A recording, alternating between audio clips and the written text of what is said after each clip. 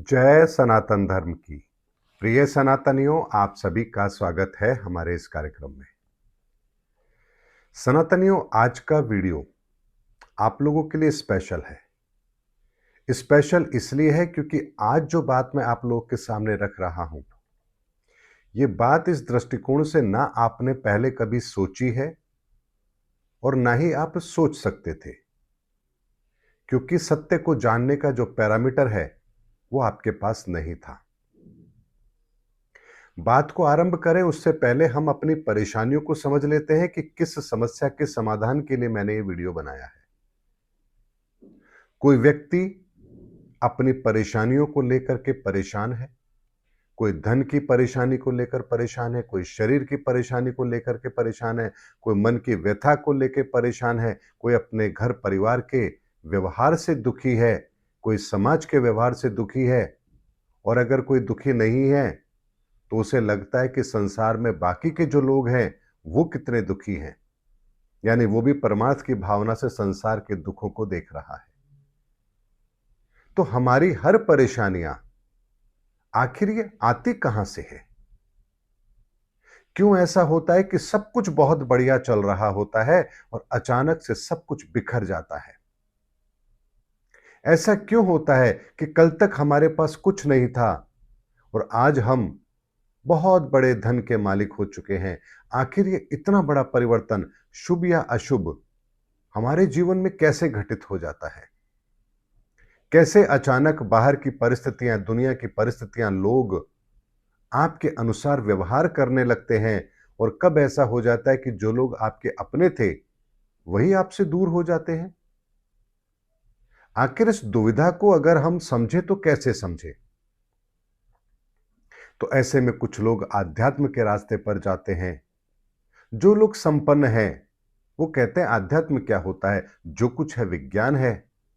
और ऐसे में एक द्वंद्व शुरू होता है कि आखिर हम किसको सही माने, किसको गलत माने, किस रास्ते पर चलें और किस रास्ते पर ना चलें। क्योंकि हम सबको अल्टीमेटली चाहिए क्या? हम सबको चाहिए अपनी परेशानियों का समाधान और अपनी मुक्ति का मार्ग।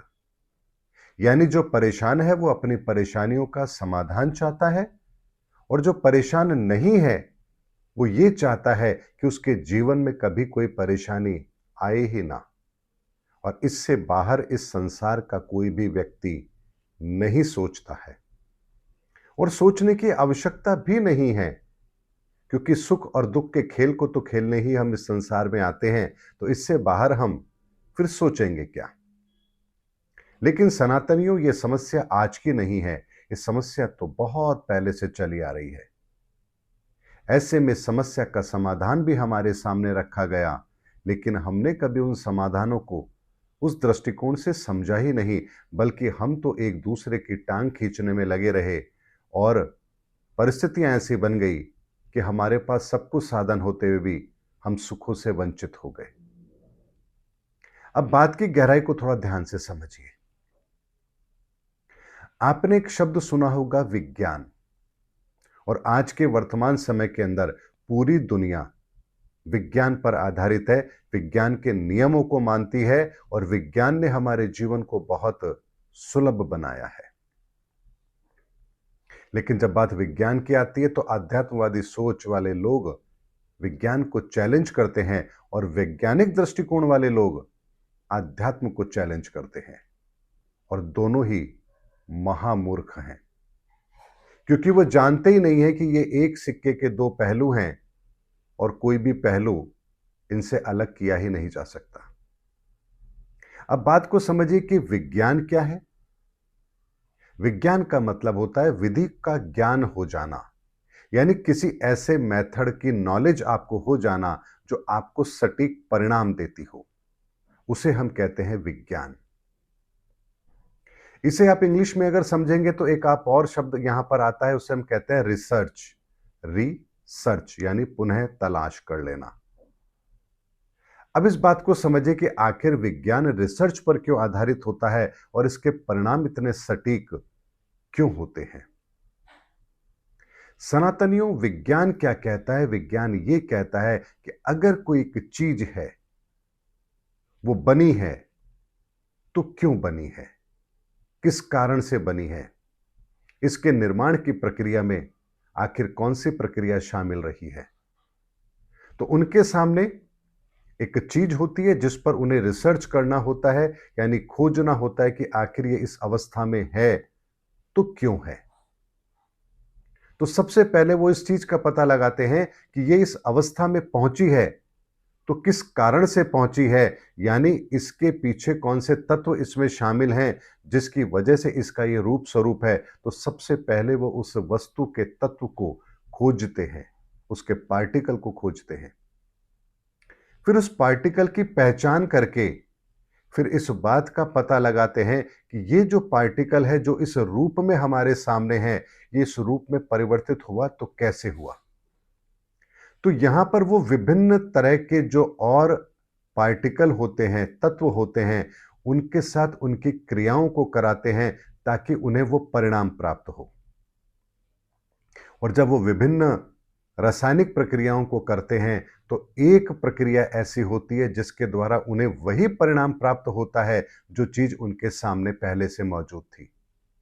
तो यहां उनके पास एक मेथड निकल कर आता है कि इस वस्तु का यदि इस वस्तु के साथ अगर इस तरह से क्रिया कराई जाएगी तो परिणाम हमें यह प्राप्त होगा।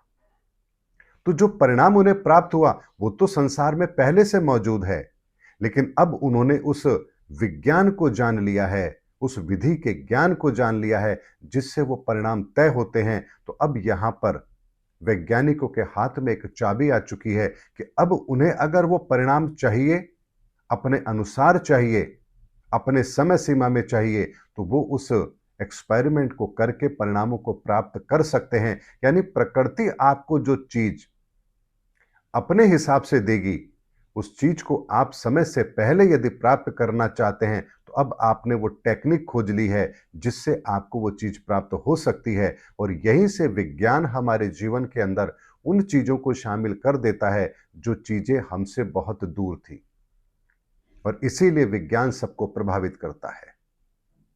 अब इस बात को, इस अवधारणा को, विज्ञान की अवधारणा को आप जहां भी लगाएंगे आपको परिणाम श्रेष्ठ प्राप्त होंगे और आपकी जिंदगी बेहतर होगी। अब इस एक उदाहरण को आपके शरीर पर अप्लाई करके देखते हैं। आप बीमार होते हैं, आपको बुखार आ गया, आपके शरीर के अंदर एक मैकेनिज्म काम कर रहा है। वो मैकेनिज्म किस तरह से काम कर रहा है कि आपके शरीर के अंदर भी एंटीबॉडी हैं जो अगर कोई किसी तरह का बैक्टीरिया, वायरस अगर आपके शरीर में आए तो वह आपके इस शरीर के तंत्र को खराब कर देता है। और जैसे ही आपके शरीर का तंत्र डिस्टर्ब होता है, आपके शरीर का तापमान अचानक बढ़ जाता है ताकि जो बैक्टीरिया आपके शरीर में प्रवेश कर रहे हैं उन्हें वो माहौल ना मिल पाए जिस माहौल में वो सरवाइव करते हैं।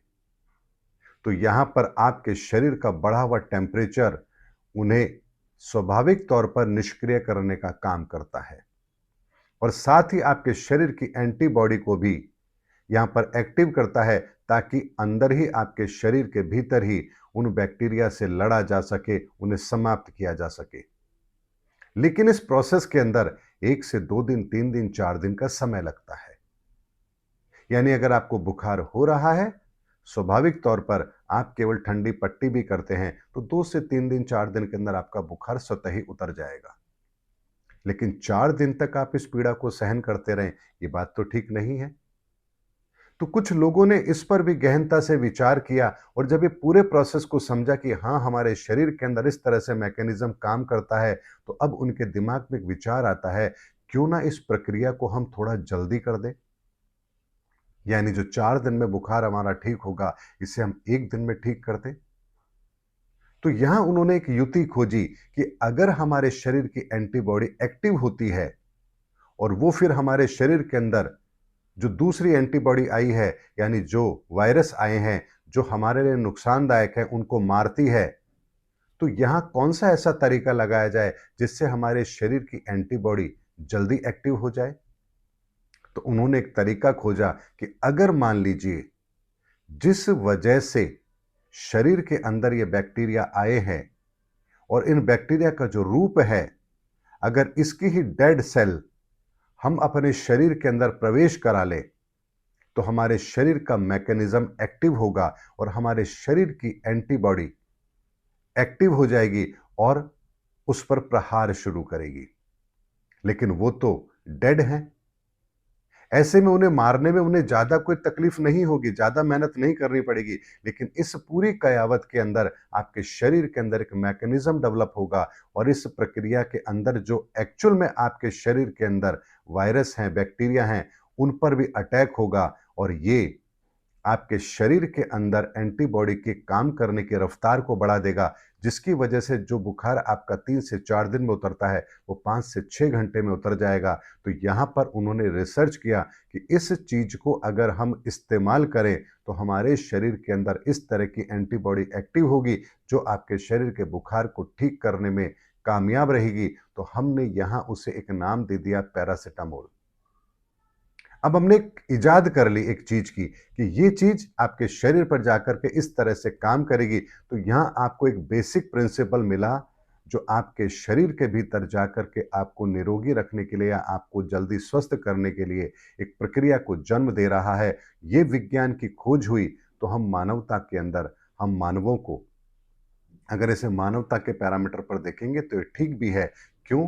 क्योंकि आपके शरीर को निरोग करने के लिए एक मैकेनिज्म यहां पर डेवलप किया गया। तो विज्ञान से पहले भी यह मैकेनिज्म हुआ करता था।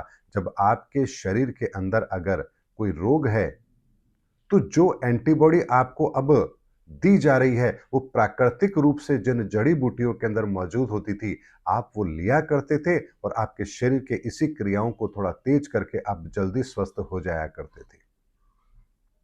तो विज्ञान आज वर्तमान के अंदर एलोपैथी के रूप में काम कर रहा है। तो वैदिक समय पर ये यूनानी पद्धतियां भी हुआ करती थी और आयुर्वेद भी होता था। तो आयुर्वेद भी आपको ये विज्ञान देता था।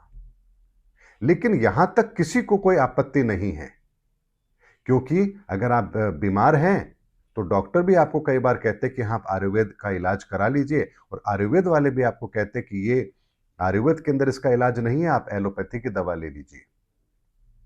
लेकिन सनातनियों एक चीज और आती है, विज्ञान जो काम करता है वो भौतिक स्तर पर काम करता है, और जो चीज भौतिक स्तर पर काम करती है उसे हम भौतिक विज्ञान कहते हैं। इसीलिए फिजिकल वर्ल्ड के अंदर ये विज्ञान काम करेगा, भौतिक जगत के अंदर ये विज्ञान काम करेगा। लेकिन समस्या तो उससे आगे की भी हो सकती है, और समस्या उसके आगे की क्या है, अब उस पर भी विचार कर लीजिए।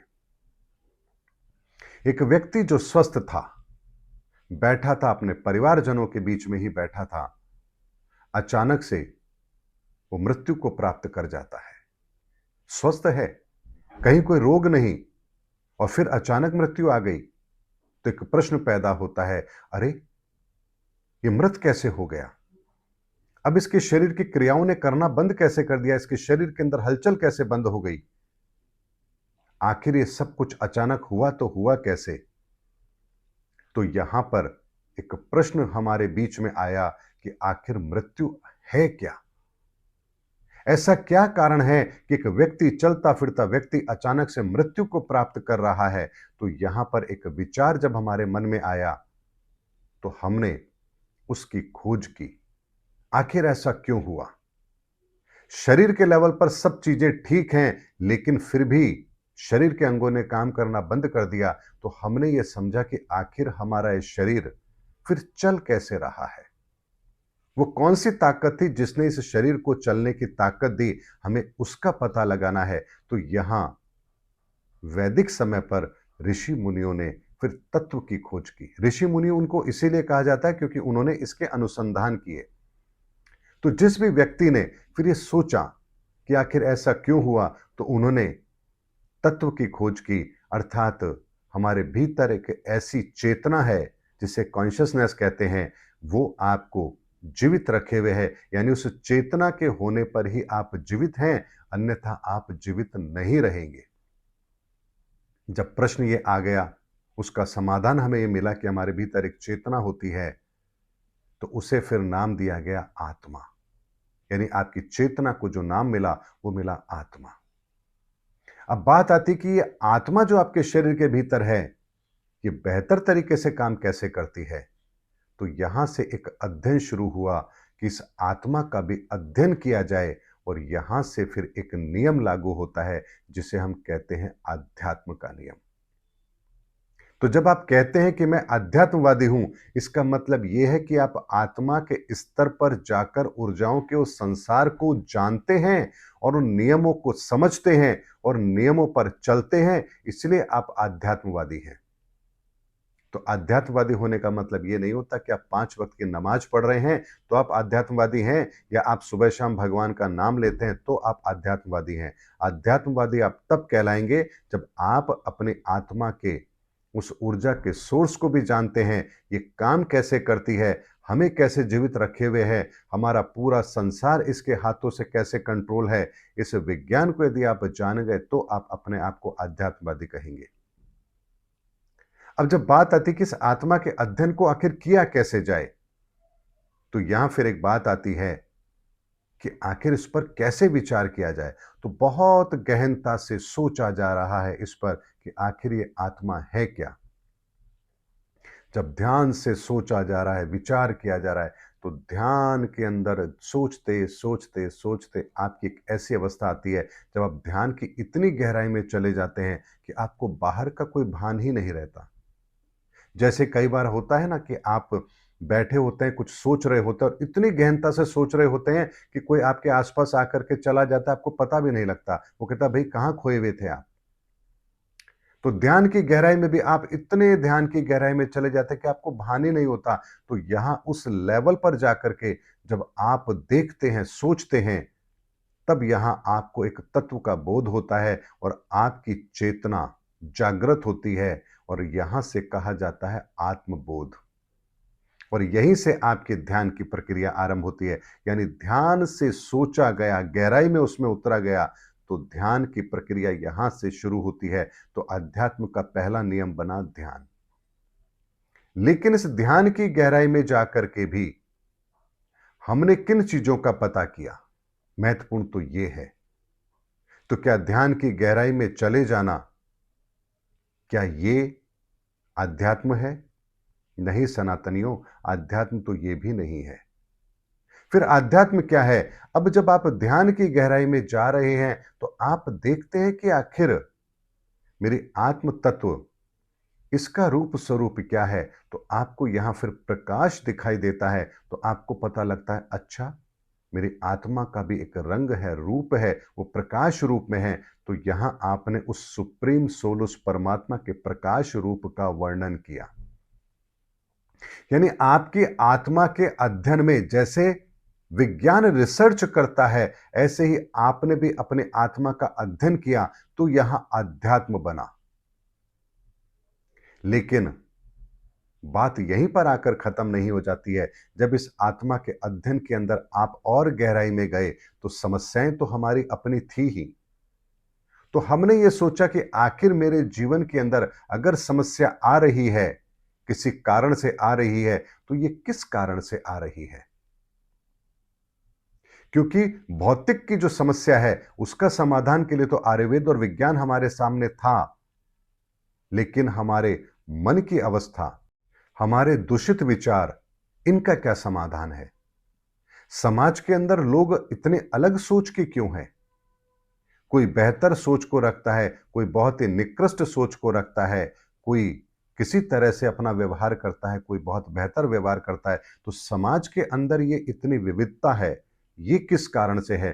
तो यहां हमने अध्यात्म के अंदर इस बात के रहस्य को पता किया कि आखिर ये विविधता हमारे बीच में है तो क्यों है। तो जब हमने इस बात की गहराई को समझा कि शरीर के लेवल पर हमारी प्रक्रियाएं अलग हैं, लेकिन ऊर्जाओं के लेवल पर हमारी प्रक्रियाएं अलग हैं, तो हमने फिर यहां अध्यात्म के अंदर यानी आत्मा के अध्ययन के अंदर और गहराई में हम गए। जब इस आत्मा के अध्ययन की गहराई में हम और गए, तो हमने कुछ नियमों को ढूंढा। उन नियमों को ढूंढा, उन नियमों को अपने जीवन में अप्लाई किया, तो देखा कि कोई व्यक्ति अगर इस तरह का व्यवहार कर रहा है, तो उसकी भीतर किस तरह की चेतना का विकास हो रहा है। तो यहां जब उस क्रियाओं को सामूहिक तौर पर किया गया तो कुछ को रिजल्ट मिला, कुछ को नहीं मिला। जैसे आज भी आप अगर मान लीजिए रामायण पाठ करते हैं या हनुमान चालीसा करते हैं, तो कुछ को तो बहुत अच्छा लाभ मिलता है, लेकिन कुछ को नहीं मिलता। ऐसे में जब देखा गया कि एक प्रक्रिया को अपनाने पर परिणाम वो नहीं आ रहा है जो सबके हित में हो, तो यहां देखा कि लेकिन कुछ लोगों के जीवन में तो परिणाम आ रहा है। तो किन लोगों के जीवन में इस तरीके से इस प्रक्रिया को अपनाने पर परिणाम घटित हुए, तो यहां पर अलग अलग तरह की क्रियाओं को करके हमने उन परिणामों को आइडेंटिफाई किया कि किस वजह से किस व्यक्ति को परिणाम मिल रहा है और क्यों मिल रहा है, और किसी को नहीं मिला तो क्यों नहीं मिला। तो हमने उन परिणामों का एक मेथड भी खोजा कि इस तरीके से हमारे जीवन के अंदर यदि हम इन चीजों को शामिल करते हैं तो हमें परिणाम प्राप्त हो रहा है, लेकिन ये सबको नहीं हो रहा। अब जब सबको नहीं हो रहा तो इसका मतलब है कि हमारे भीतर भी कहीं ना कहीं ऊर्जाओं के संसार के लेवल पर भी कुछ विभिन्नता तो जरूर होगी। तो यहां फिर हमने आंखों की पुतलियां और हमारे फिंगरप्रिंट जब इनका अध्ययन किया तो हमें पता लगा कि संसार का प्रत्येक व्यक्ति अलग पहचान लिए हुए है। तब बात आई कि इतनी अलग पहचान क्यों? तो एक बात का विज्ञान हमारे सामने और आया कि इन आंखों के द्वारा हम इन ऊर्जाओं के संसार को अपने भीतर देखते हैं, और हमारे भीतर जो ऊर्जा चैनलाइज होती है, वो ऊर्जा जब बाहर निकलती है तो हमारे इन्हीं हाथों की जो उंगलियां होती है और उंगली के ऊपर के जो पोर होते हैं, यहीं से ऊर्जाएं डिस्चार्ज होती हैं। तो इस ऊर्जा के आने और शरीर से ऊर्जा के बाहर निकलने के इस दोनों मार्ग के अंदर एक पैटर्न ड्रॉ होता है, और इसीलिए प्रत्येक व्यक्ति का पैटर्न भी अलग अलग है और प्रत्येक व्यक्ति के भीतर की ऊर्जाओं का संसार भी अलग अलग है।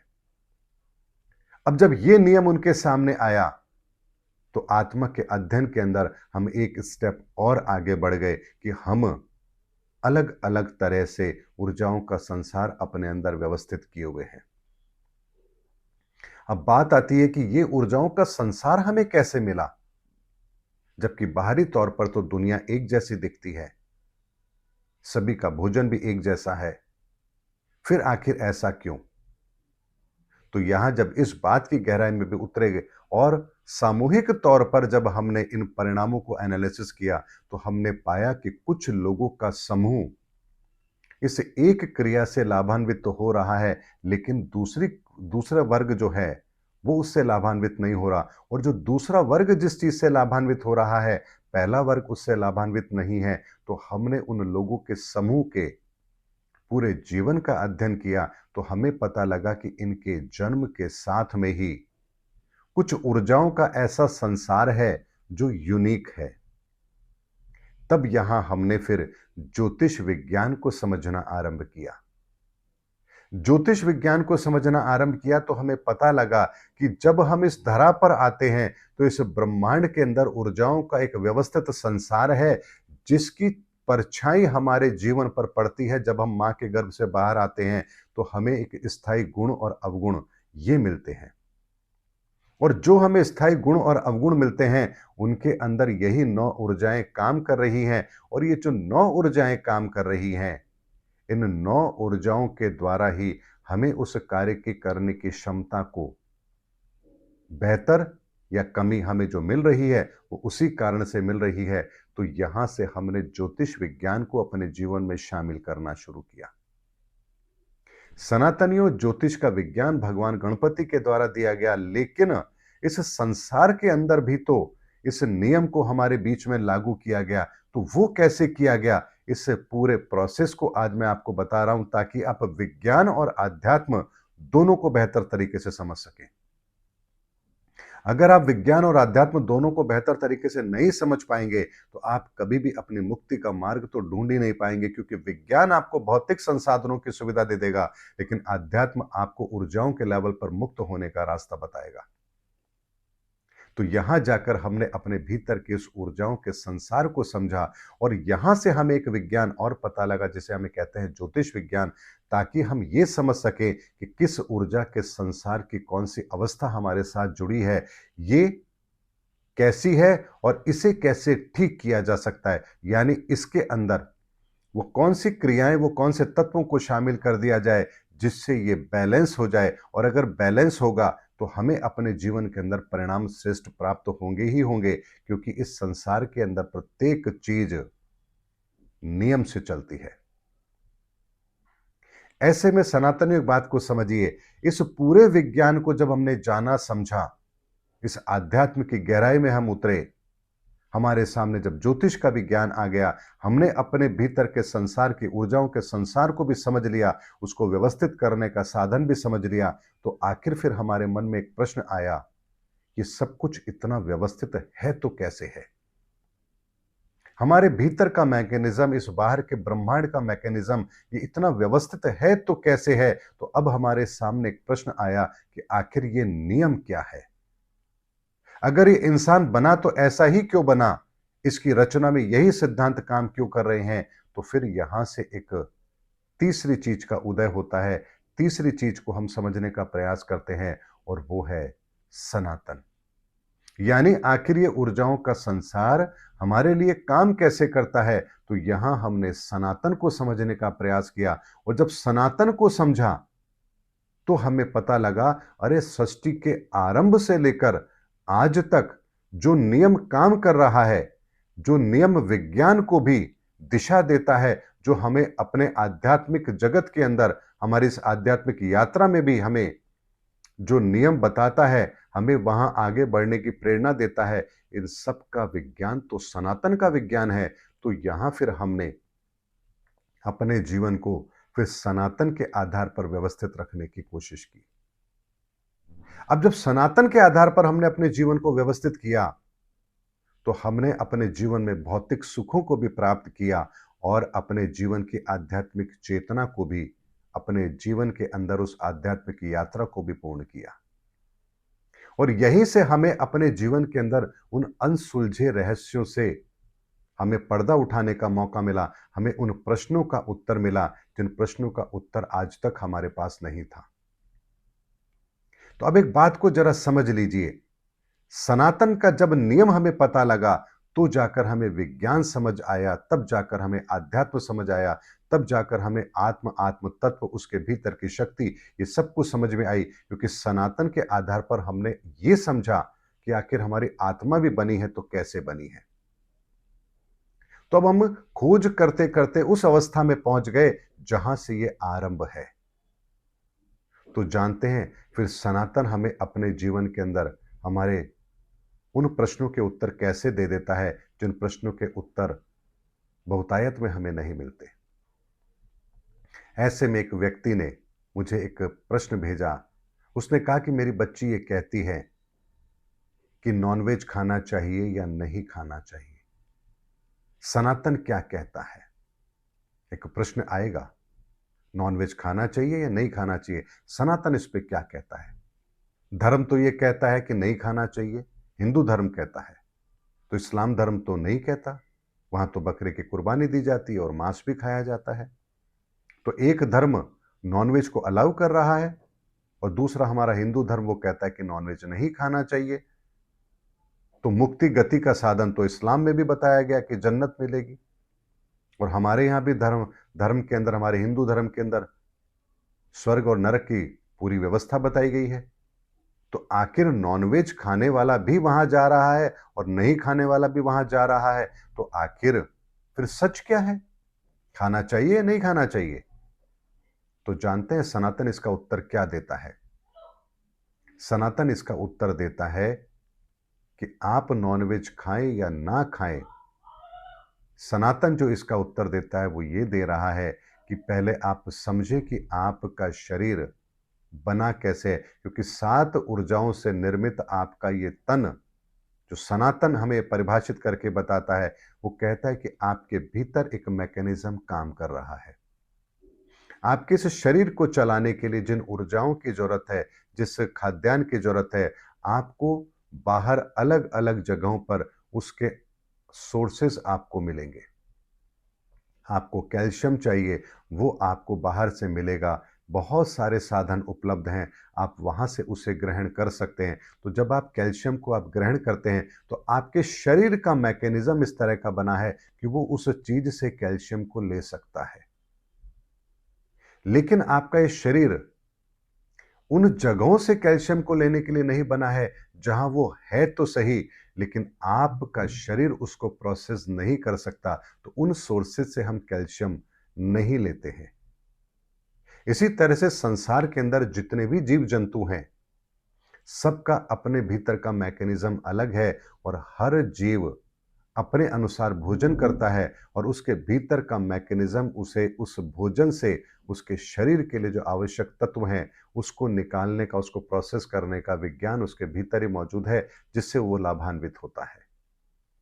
ऐसे में यदि आपका शरीर प्रोटीन के लिए मांस को खा रहा है, तो एक बात को समझिए, क्या आपका शरीर मांस में से प्रोटीन को लेने के लिए बना है या नहीं बना है? आपका शरीर मांस में से प्रोटीन को लेने के लिए नहीं बना है, वो प्रोटीन जो और सोर्सेज हैं, उन सोर्सेज से लेने के लिए बना है।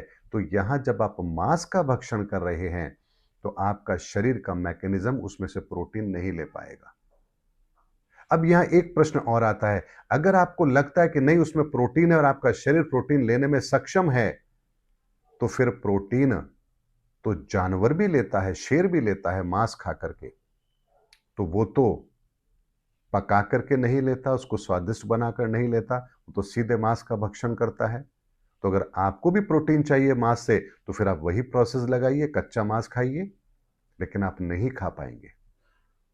क्यों नहीं खा पाएंगे? क्योंकि आप मांस को प्रोटीन के लिए नहीं खा रहे हैं, आप मांस को अपने स्वाद के लिए खा रहे हैं।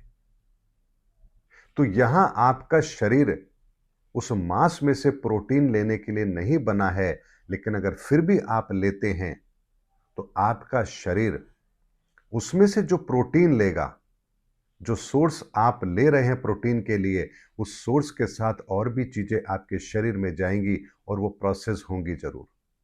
जैसे विज्ञान के अंदर भी एक नियम क्या कहता है कि अगर ये चीज है और ये इस रूप में परिवर्तित हुई है, तो इसके साथ वो विभिन्न केमिकल को प्रोसेस करके देखते हैं कि किस केमिकल के साथ में प्रोसेस करने पर ये रिजल्ट हमें मिले हैं। किसी और प्रोसेस के साथ में वो जरूरी नहीं है कि आपको वो रिजल्ट मिले।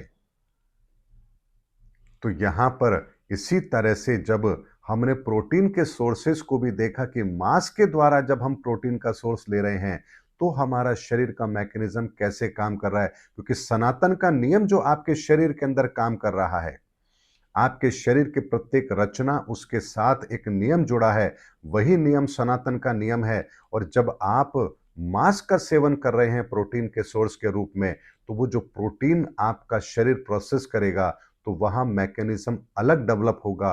क्यों होगा? क्योंकि आपका शरीर जिस चीज से प्रोटीन लेने के लिए बना है, आप उस नियम की अवहेलना कर रहे हैं, तो यहां आपको परिणाम कुछ और प्राप्त होंगे। तो सनातन का विज्ञान हमें क्या बताता है कि जो लोग इस मांस के द्वारा प्रोटीन ले रहे हैं, उनके भीतर फिर क्या परिवर्तन आ रहा है? तो हमें यहां बताया गया राक्षसों की गति, यानी राक्षसों का भोजन है मांस मदिरा। तो राक्षस जब उस मांस मदिरा से प्रोटीन ले रहे हैं, तो उनके भीतर के विचार दूषित हो रहे हैं, उनके एक्शन हिंसावादी हो रहे हैं, अराजकता उनके भीतर पैदा हो रही है। तो यहां हमें सनातन का नियम क्या कहता है कि यदि आप अपने शरीर को जो प्रोटीन चाहिए उसकी मात्रा की पूर्ति यदि आप मांस से कर रहे हैं, तो मांस से वो प्रोटीन तो मिल रहा है, लेकिन यहां सनातन का नियम भी टूट रहा है, क्योंकि आपका शरीर उसके लिए नहीं बना। तो आपके भीतर फिर एक मैकेनिज्म डेवलप होगा, क्योंकि रिएक्शन जरूर होगा उस प्रोटीन का। तो यहां आपका शरीर जब उस प्रोटीन को लेगा, तो आपके विचारों के अंदर जब ऊर्जा परिवर्तित होती है उस प्रोटीन से, और जब आपके विचार डेवलप होंगे, तो वो हिंसकवादी होंगे, अराजकतावादी होंगे और आपके कृत्य दूषित होंगे। और ऐसे में यदि आपके भोजन में वो लगातार शामिल है तो आपकी प्रवृत्ति एक राक्षस प्रवृत्ति बनेगी। और इसीलिए आप देखिए कि इस संसार के अंदर हम समाज के भीतर ऐसे लोगों को देखते हैं जो केवल और केवल दूसरे लोगों को प्रताड़ित करने का काम करते हैं। तो अब आप जरा सोच लीजिए, हमारे सनातन के विज्ञान के अंदर तो हमें यह तक बता दिया गया कि अगर ये कृत्य आप करते हैं तो इसका परिणाम क्या होगा। तो राक्षस वो विचारों से हैं, शरीर से नहीं है। शरीर तो उनका आपकी तरह ही है, लेकिन विचारों से वो राक्षस हैं, प्रवृत्ति से वो राक्षस हैं। और उसके पीछे का कारण क्या है? क्योंकि उनके भोजन के अंदर उन्होंने उस सोर्सेस को इस्तेमाल कर लिया जिसके कारण से उनके भीतर ये विचार डेवलप हुए। तो यहां पर आपको अब नॉनवेज खाना चाहिए या नहीं खाना चाहिए, सनातन ने आपको स्पष्ट उत्तर दिया कि आपको आपके शरीर के भीतर कौन सी ऊर्जा की आवश्यकता है और उसके लिए कौन सा सोर्स आपके लिए जरूरी है। इसीलिए सनातनियों, सनातनी होने का मतलब यह नहीं है कि आप भगवान पर भरोसा करते हैं, कृष्ण पर भरोसा करते हैं, जय श्री राम बोलते हैं, जय सनातन धर्म की बोलते हैं। सनातनी का मतलब होता है कि आप सनातन के विज्ञान को जानते हैं, सनातन के विज्ञान को जानते हैं। इसलिए आप आध्यात्मिक भी है क्योंकि आपने अपनी आत्मा का अध्ययन भी किया है। और चूंकि आपने अपनी आत्मा का अध्ययन किया है और वर्तमान के अंदर विज्ञान जिस तरह से काम कर रहा है, तो आप भौतिक संसार के अंदर भी उन चीजों का प्रयोग करते हैं। और जब आप उन चीजों का प्रयोग करते हैं तो आप सनातन के आधार पर पूरे संसार को जानते हैं। तो कहां भौतिक की आवश्यकता है, कहां आध्यात्म की आवश्यकता है और कहां ब्रह्मांड के नियमों की आवश्यकता है, अब आपको बताने की आवश्यकता नहीं है। तीनों जगह आपने सत्य को समझ लिया है। इसीलिए विज्ञान को गाली देना या अध्यात्म को गाली देना, सनातन को ना समझना, यह हमारी अज्ञानता है। अब एक छोटी सी बात समझ कर देखिए, अगर मान लीजिए आज किसी शंकराचार्य को, किसी बहुत बड़े महात्मा जी को या पोप को या किसी इमाम साहब को, बहुत बड़े धार्मिक गुरु को अगर कोई शारीरिक कष्ट आ जाए तो वो क्या करेंगे? किसी इमाम साहब को हार्ट अटैक आ जाए तो क्या मस्जिद में ले जाकर के नमाज पढ़ाओगे 5 वक्त की, या अस्पताल लेके जाओगे? रामभद्राचार्य जी बीमार हुए तो कहां गए? रामायण पाठ किया उन्होंने, राम कथा की कि भाई मेरे लिए राम कथा करो, राम की ऊर्जा से मैं ठीक होऊंगा, या वो अस्पताल गए? अस्पताल गए क्योंकि समस्या भौतिक स्तर की थी। समस्या भौतिक स्तर की यानी शरीर के लेवल पर है। तो उसके लिए चूंकि वर्तमान में विज्ञान हमें मिला है, चाहे वो आयुर्वेद हो, चाहे एलोपैथी हो, चाहे होम्योपैथी हो, तीनों अपने तरीके से काम करती है। तो आपको समाधान वहां लेना था। जब आपको अपनी आत्मा को समझना है, अपने जीवन के अंदर सुखों को प्राप्त करना है, तो फिर आप आध्यात्म को समझते हैं। और जब आपको इस पूरे संसार को सुखी करना हो, संसार को एक बेहतर व्यवस्था देनी हो, तब आप यहां पर फिर सनातन को समझते हैं। और सनातन को समझ लेंगे तो आपको सब कुछ समझ आ जाएगा। इसीलिए सनातनियों, जब मैं आपसे कहता हूं सनातनियों, इसका मतलब यह है कि आप भी उस सनातन के ज्ञान विज्ञान को समझने का प्रयास कर रहे हैं। और जब आप अपने जीवन को सनातन के आधार पर परिभाषित करके चलाएंगे तो आपसे फिर कोई गलती हो नहीं सकती, ना शरीर के लेवल पर, ना आत्मा के लेवल पर, ना ऊर्जा के लेवल पर, ना पदार्थ के लेवल पर। और यही होती है श्रेष्ठ गति, जो आपको अलाइन कर देती है इस ब्रह्मांड की शक्ति के साथ में। फिर आप में और ब्रह्म में कोई फर्क नहीं होता। और इस अवस्था को कहते हैं अहम ब्रह्मास्मि। इसलिए जितने भी हमारे संत महापुरुष हुए, चाहे महावीर हुए हो, चाहे बौद्ध हुए हो, सबसे पहले उन्होंने ध्यान की प्रक्रिया में जाने का प्रयास किया ताकि वो अपने उस भीतर के तत्व को जान पाए और अपनी आध्यात्मिक यात्रा को शुरू कर पाए। और जब आध्यात्मिक यात्रा शुरू होती है तब आपको फिर सनातन समझ आता है। इसीलिए सनातनियों, आज का वीडियो मैंने लंबा इसीलिए बनाया है। अमूमन ये बात मैं आपके साथ में लाइव सेशन में भी कर सकता था, लेकिन जरूरी नहीं है कि लाइव सेशन के अंदर जो बात की जाए वो तब तक उसका इंतजार किया जाए। जो प्रेरणा मुझे ईश्वर के द्वारा प्राप्त होती है, जो संदेश मुझे दिया जाता है आप तक पहुंचाने के लिए, मेरा प्रयास होता है कि मैं उसको तत्क्षण आपके सामने रखूं। और इसीलिए ये बात मैंने आप लोगों को बताई भी है, समझाई भी है। इसीलिए आध्यात्म क्या है इसकी परिभाषा मैंने आपके सामने रख दी है। अब बाहर जितने लोग आध्यात्मिक बन के घूम रहे हैं, अब आप समझ जाइए कि आध्यात्म क्या है। अपने भीतर के संसार को जान लेना आध्यात्म है। अब इसका बाहरी रूप, रंग, वेशभूषा या कलर से क्या लेना देना है। जो बाहरी क्रियाओं से अपने आप को आध्यात्मिक बताने का प्रयास करते हैं, वास्तव में वो केवल और केवल एक नकाब ओढ़ने का प्रयास करते हैं, क्योंकि इन सब चीजों के पीछे भी सनातन का ज्ञान विज्ञान है। वो उसकी आड़ में अपने आप को छुपाने का प्रयास कर रहे हैं, लेकिन वास्तव में आत्मा को अध्ययन करने वाला, आत्म तत्व को जानने वाला कभी भी इन क्रियाओं का मोहताज नहीं होता है।